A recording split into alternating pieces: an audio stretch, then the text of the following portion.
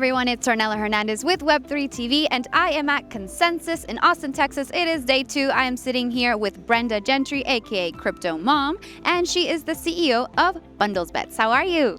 I'm fine, thank you. Thank you for inviting me and asking me to speak. Yeah, we met a couple years ago at Austin, so glad to catch up with you again. Is this your first time at Consensus? Actually, second time because 2022 was the first time. Yeah, so this is the second time. And how does it compare to past editions? I think this year people are a lot more than, and you know what? I lied. 3 times. I came in last year, so now you can tell. I didn't even remember. Wasn't worth remembering. So no, this year is a lot more people. Yeah, That's good. That's a good sign, I think. it is a good sign. I think because people have been in a bear market. We've been sitting in a bear market for a bit, and now the excitement in the air, the ETFs getting approved. So people are like, let me go hear what people have to say. So yeah. Okay, so Crypto Mom, tell me how it's been for you in this industry, how you see your role as Crypto Mom. My role, I would say I'm an advocate, like I'm a crypto advocate, I'm a crypto educator, I'm a mom to a lot of these crypto bros. I mean, I wear a lot of hats, but the most exciting thing I do is I'm a CEO, and I like what I do in the space. So after being in the space for almost 4 years, actually 4 years now, through my daughters were in crypto before I did, and everybody wondering, well, what is this mom coming to do in crypto? Most moms are looking to retire. What is she doing? But so far it's been really fun. It's a space that I tell people I don't even know that I can retire from it. Every bull market I say, okay, I'm about to retire. And then I come right back.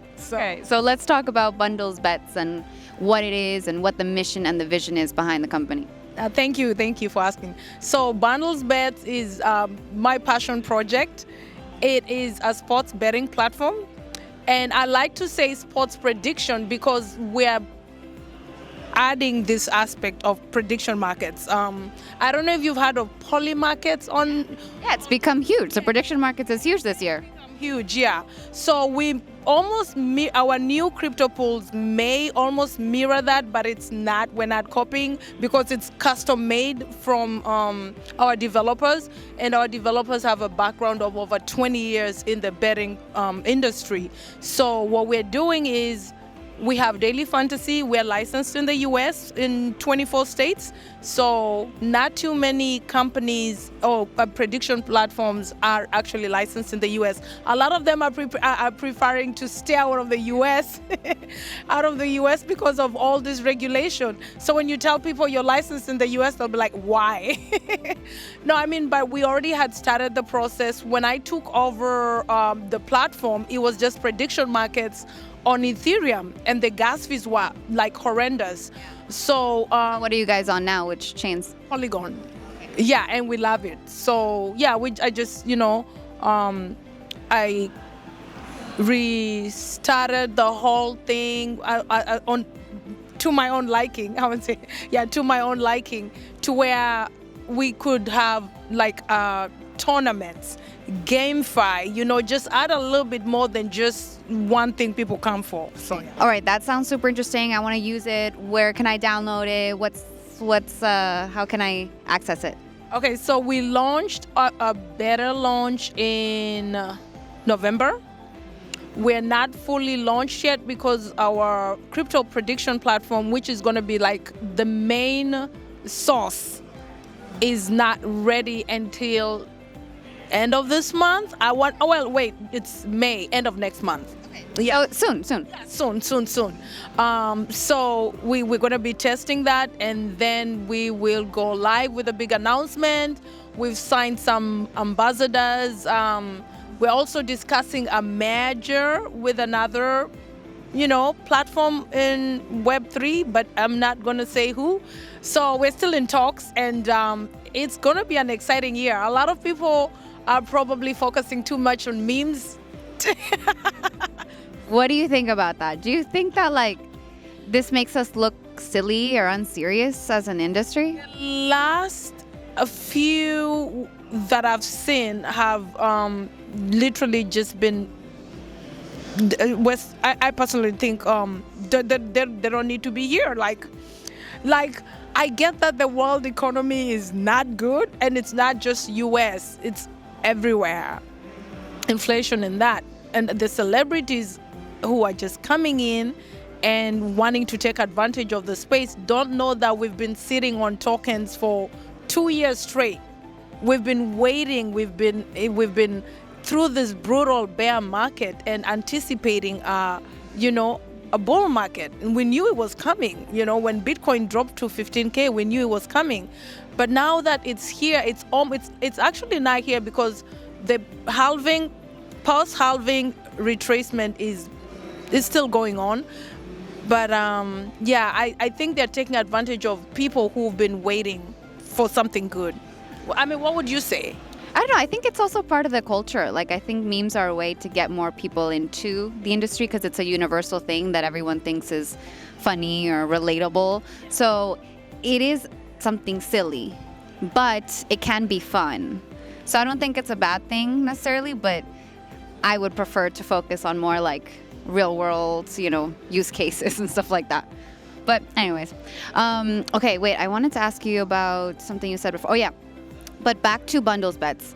I'm curious about why you think people love to gamble and bet, and like why prediction markets are so huge right now. What is it? What are people's needs and desires to always like place a bet somewhere?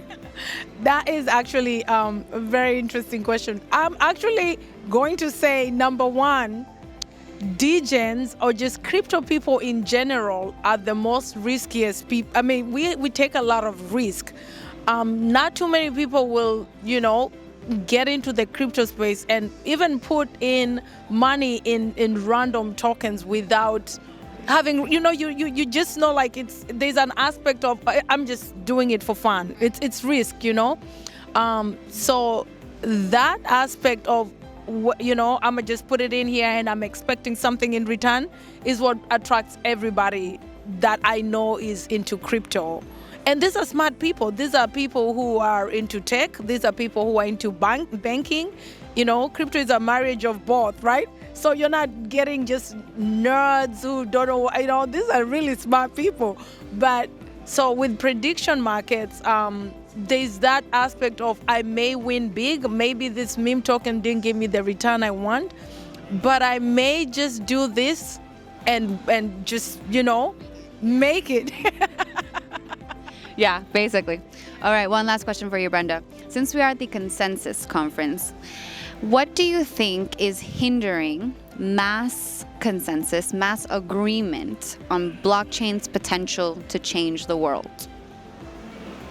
We are at the beginning phase of a very revolutionary industry. I think if we go back, and I mean, coming from my traditional banking background, 20 years in traditional banking, we know that the dollar's been around since early 1900s.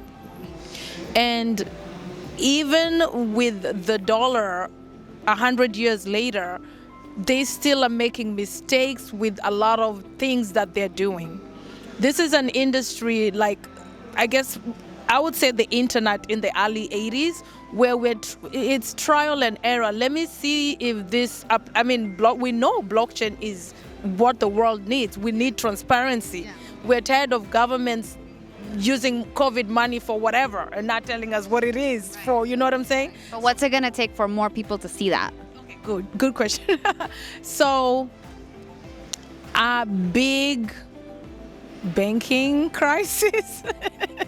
Another one? And I was there, and it's nothing to laugh about. I don't like people losing money.